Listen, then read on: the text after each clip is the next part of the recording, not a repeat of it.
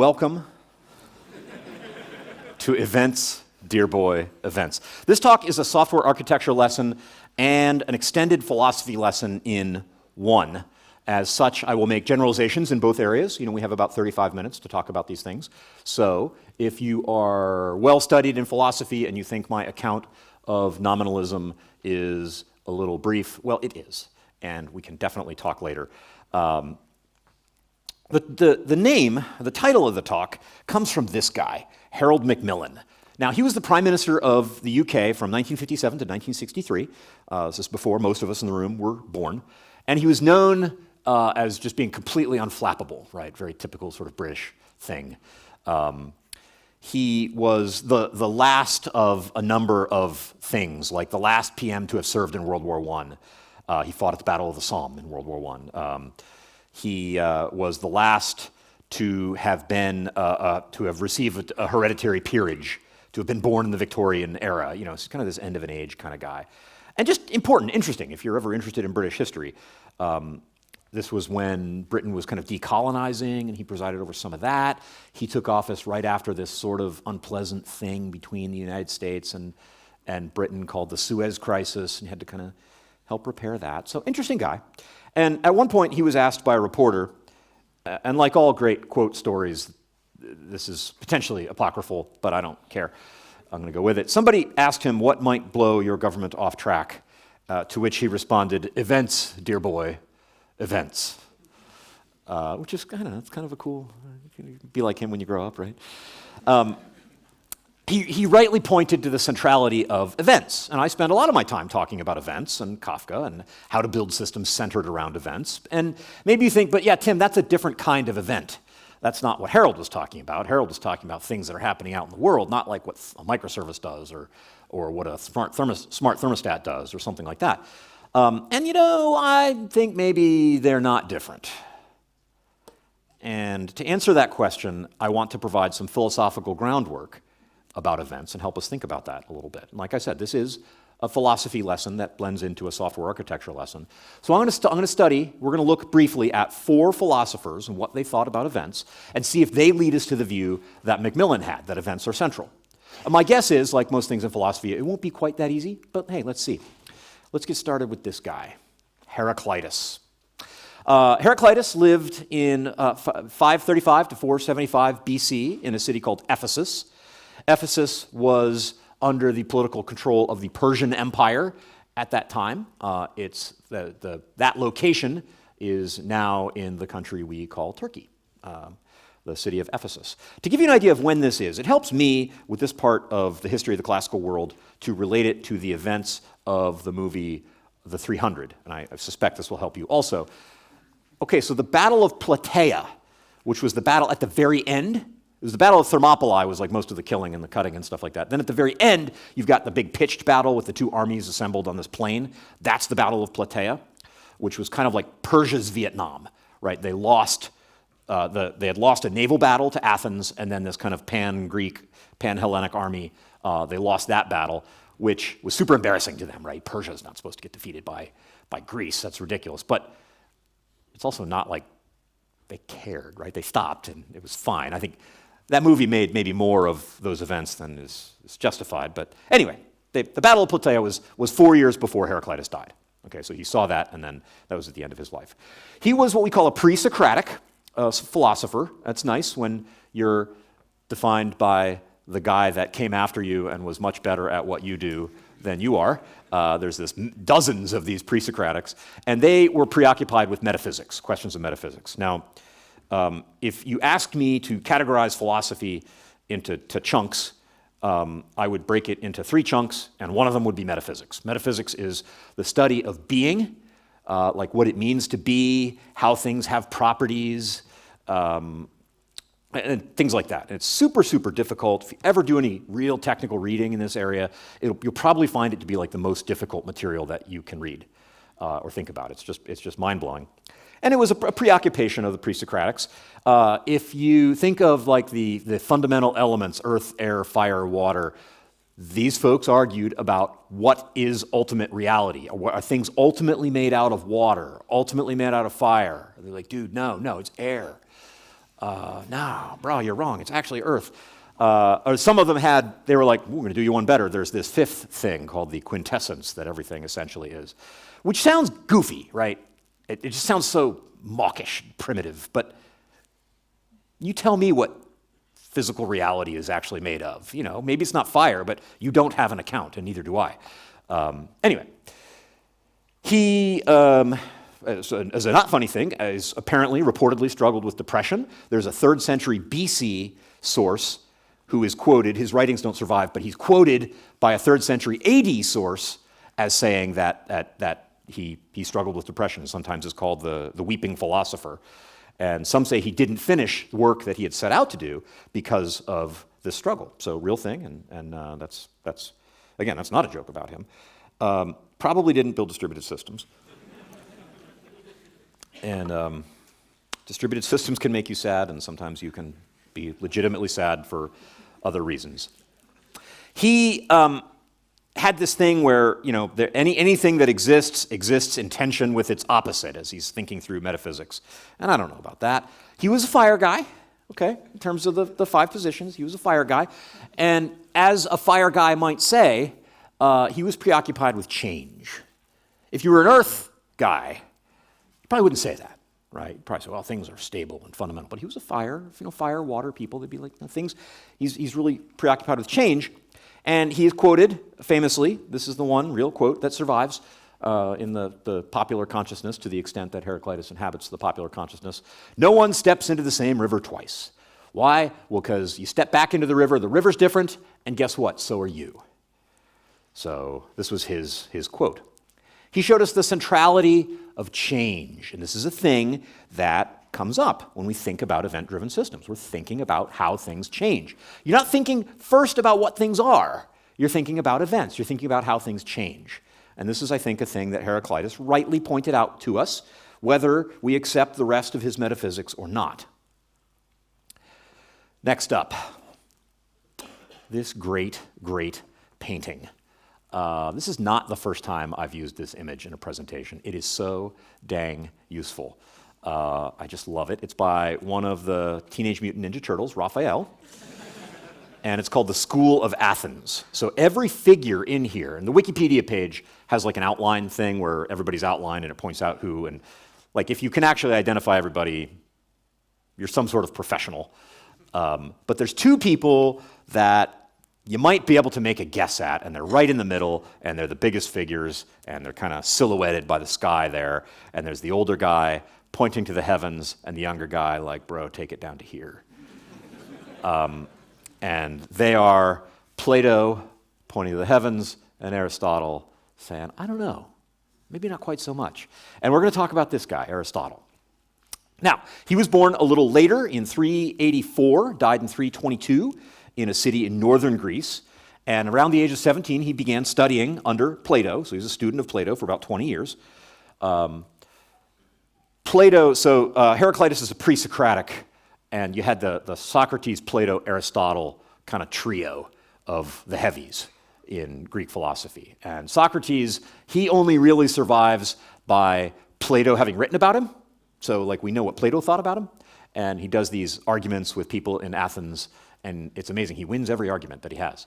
And if I wrote fictional arguments of me arguing with people in the street, I also would win all of the arguments. Everybody would be so stupid.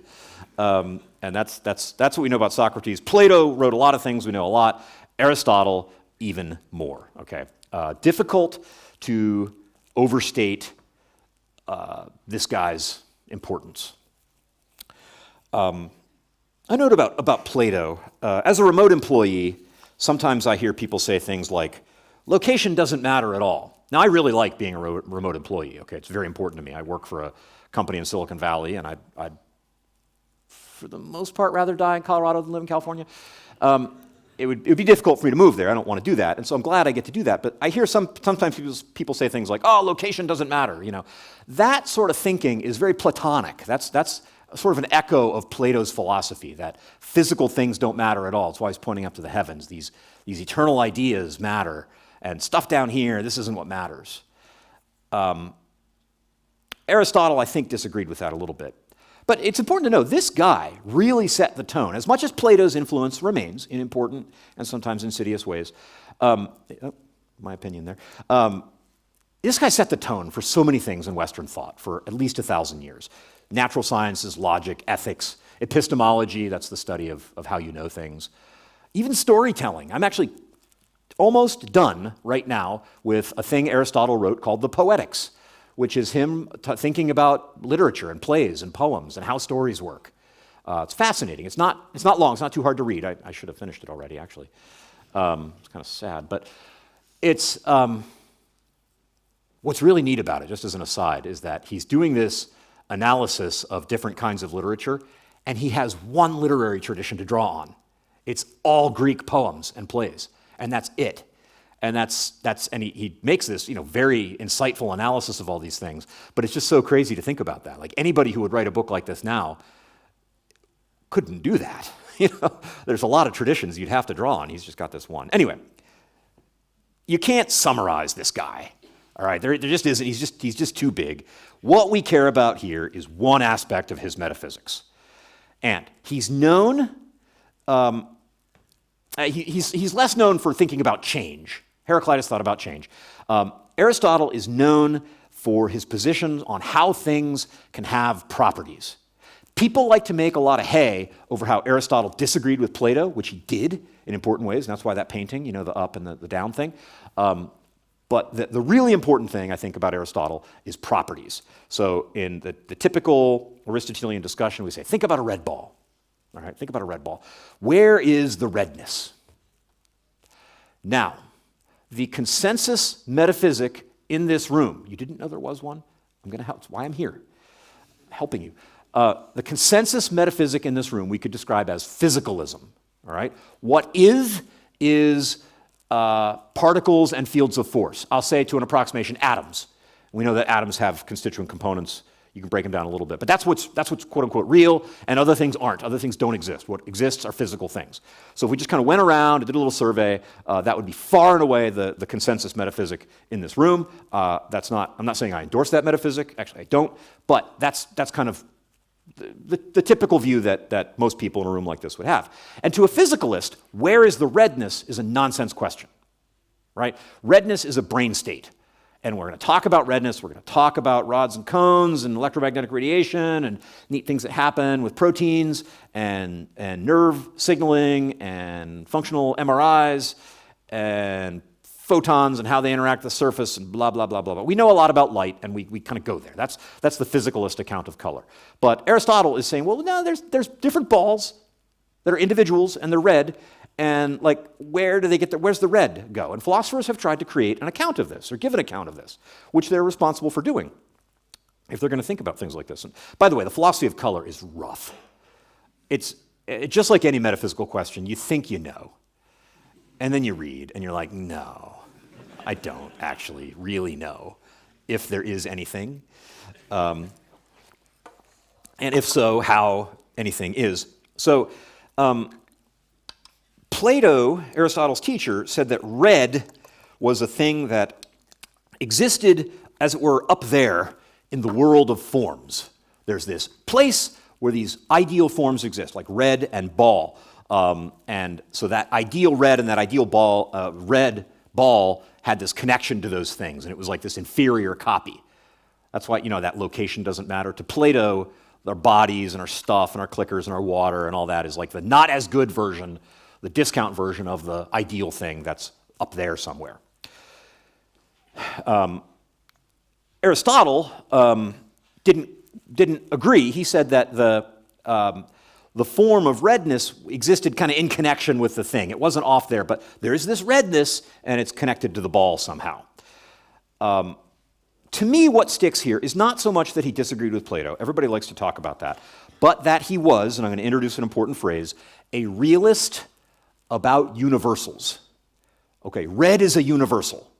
Round is a universal. These like properties of things, and we're fairly comfortable as software developers thinking about properties, most of us having been trained in object-oriented languages. And so properties are things, and then an individual instance gets to have that property. And a realist about universals is a person who says that that property exists. Maybe it's not made out of atoms. He did not care at all. It was okay in his mind for there to be things that aren't material. And most realists about universals they allow in some sense for non-material objects to exist for real. So the word real doesn't mean made out of atoms. My wife got me these super cute socks for Christmas that said, "Never trust atoms, they make up everything." And I like them, obviously, the jokes I was telling, right? I'm not going to not like those socks, but I said, those are kind of physicalist socks. I'm not a physicalist. And we've been married for 30 years this summer. She's used to it. So anyway, yeah, properties are real things. That's Aristotle's point that he made. Now, where do universals live in software? Again, we're used to the idea of properties, and I'm actually not giving a philosophical account of what software is here. I think that is an interesting future talk. I'd have to be able to give a philosophical account of computation, which requires a lot more philosophy of mathematics than I have. Right, so it takes some work there. It's an interesting question. Let's see if this comes up again. I just want to plant it. We'll see if it comes up later. Let's move on to our next philosopher, Bill Occam. Better known to the world of William of Occam, better known to the world as William of Occam. He was born in Surrey, England in the 1200s. He was a monk and a lot of things. He was, as Sheriff Behan said in Tombstone, a man of many parts. Philosopher, theologian, political dissident, all kinds of cool things. And he's known, some of you in this room know the name, Occam, for Occam's razor. Sometimes, if you want to sound a little snooty, Winnie the Pooh meme with the monocle would apply here. You could say Occam's razor, you could say law of parsimony, if you want to be Winnie the Pooh in a tuxedo. Usually, Occam's razor is stated as something like the simplest explanation is the right one. Okay? Now, that's a good heuristic. That's not Occam's razor. He didn't say that. He didn't mean that. Simple explanations are, I think, to be preferred. They're fine. But that's not what Occam's razor is. Occam was a pioneer of something called metaphysical nominalism.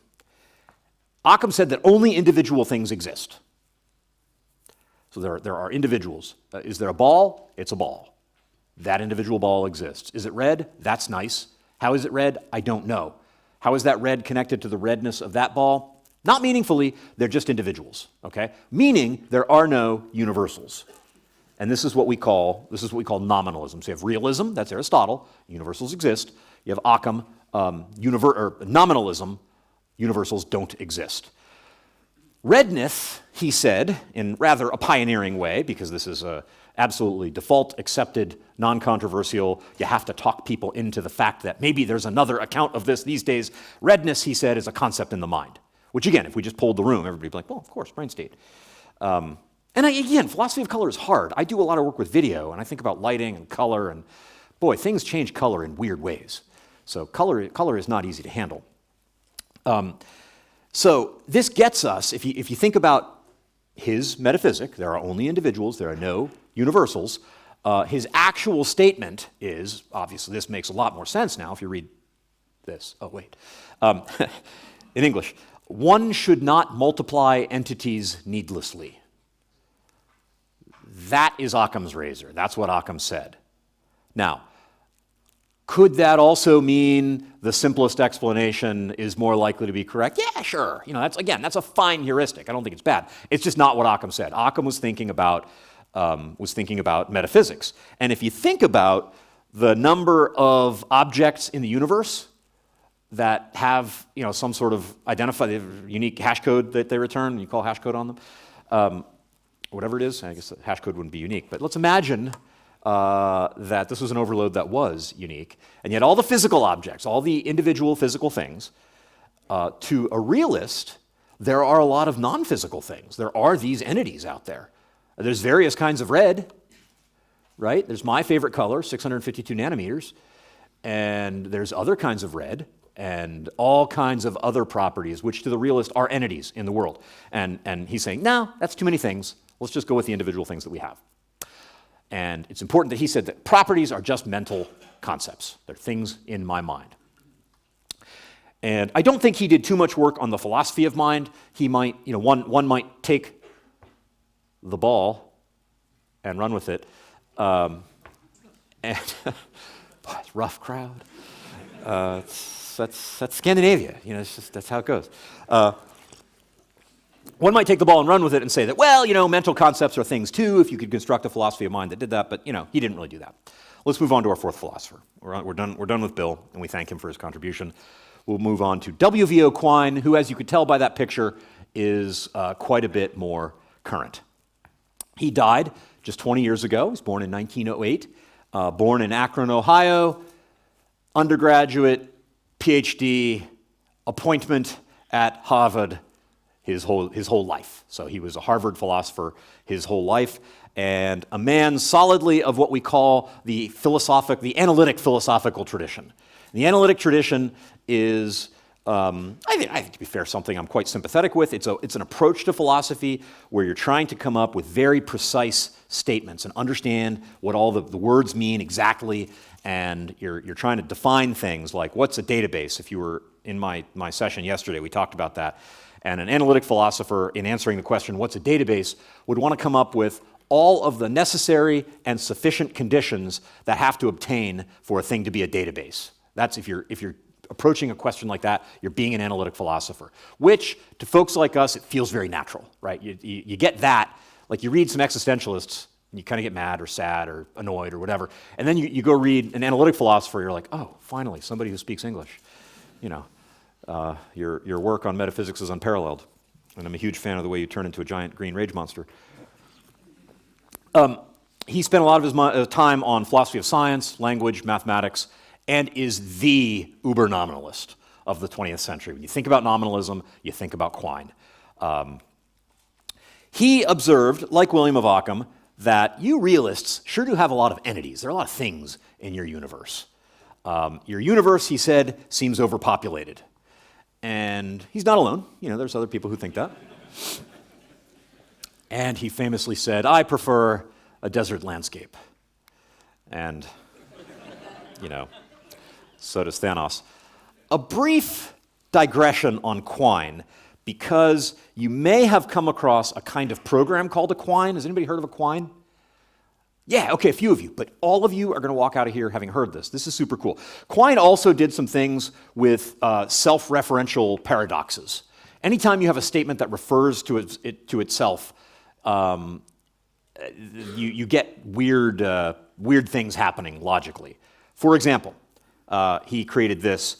The statement yields falsehood when preceded by its quotation, yields falsehood when preceded by its quotation, right? So yields falsehood preceded by its quotation, yields falsehood when preceded by its quotation, is suddenly untrue. You're like, wait, how is that? That's weird. So he did this like self-reference work, and so I don't know who first named a Quine, but a Quine is a program that takes no input and generates itself as output. And the game is to write the smallest Quine you can. So this is the smallest Python Quine that's known. That's a valid Python program, and when you execute it, it prints that out. And that's it. Like, it doesn't do anything.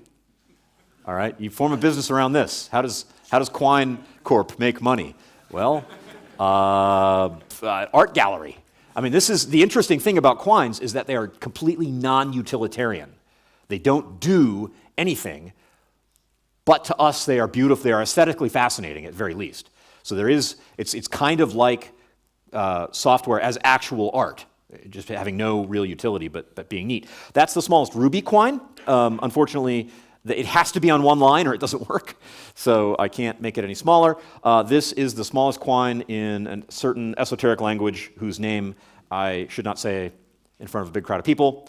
If you don't know what it is, ask me later.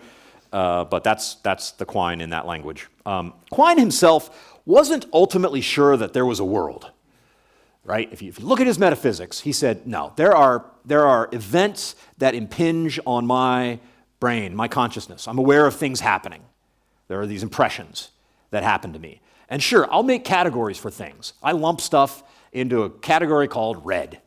And I'm not super good with color names. I try.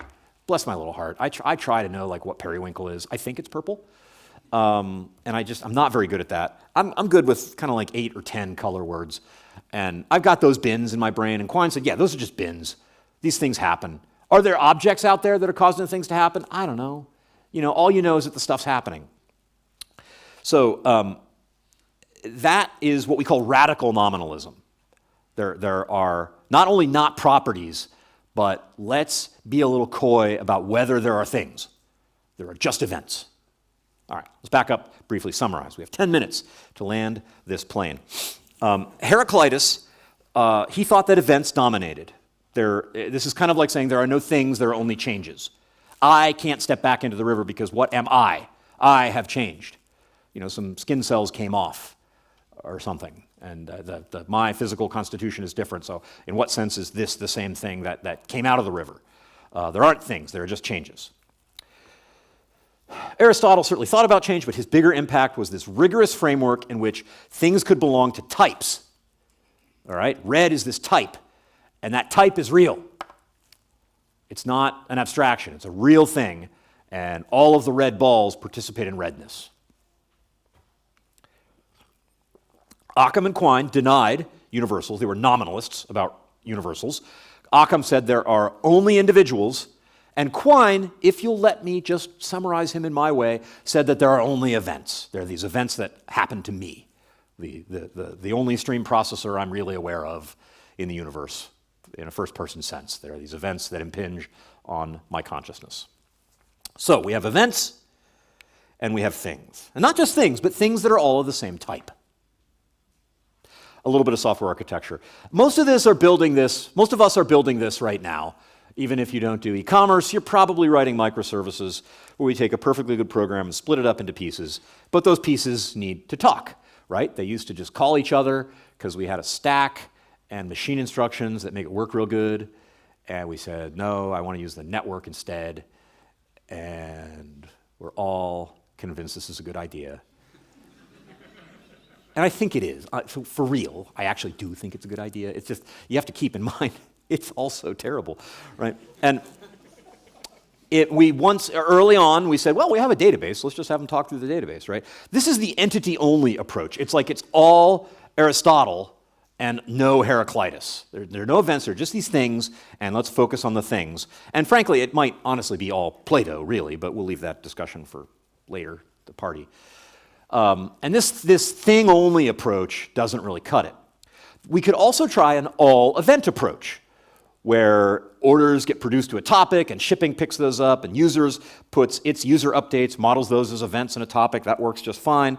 This would be like the nominalist approach to things, where you've got Occam and Quine. You've got one whispering, sitting on both shoulders. I would be like kind of a devil on both shoulders there in my view. But both telling you, oh, it's just events. There are events. There's no real things. This also doesn't work. Now, building a system on events solves a lot of problems, right? Failure coupling, deployment coupling, service discovery, a lot of things get easier. You have to deal with schemas like we were talking about during the pre-show. But those pesky entities keep poking their head up and winking at you. They are there. There are things. Like, what's a user? A shipment, the shipping service needs to know what a user is. Because probably the address doesn't come in. You probably don't enter your whole address when you're logged in. Right? You're logged in, you place an order, you want it to go pick up your user from the user. So where do those are things out there still. So here's the conventional sort of RPC way of doing this. Order comes through, it calls shipping. Shipping goes and asks the user service, hey, what's the address? And it comes back. And that's prone to all kinds of problems. When we refactor this to Kafka, again, this is simple. We produce orders to an orders topic. The shipping service picks them up and knows what to do. But we need a way of like sharing entities. And this is a thing in microservices where the functions break apart real easily. Yes, I am thinking about shipping. I have shipping business logic. I'm interfacing with the warehouse system API, and I am all about shipping, and it's very coherent and not functionally coupled to other things. That works. But the data doesn't play along with us because that shipping service needs user data. User data is CRUD all day long. It's just doing CRUD on users, and it's very simple, and we can all think about it. We can write that in our sleep, but we need that user data to get over into shipping.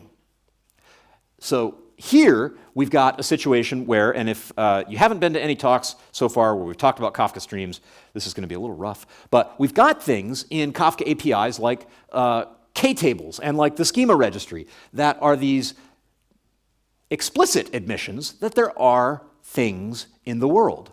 Now, modifying a user, going and updating my address, that's an event. You think of it as a state change of an entity, it's an event. All right, so you produce that as a message to a topic.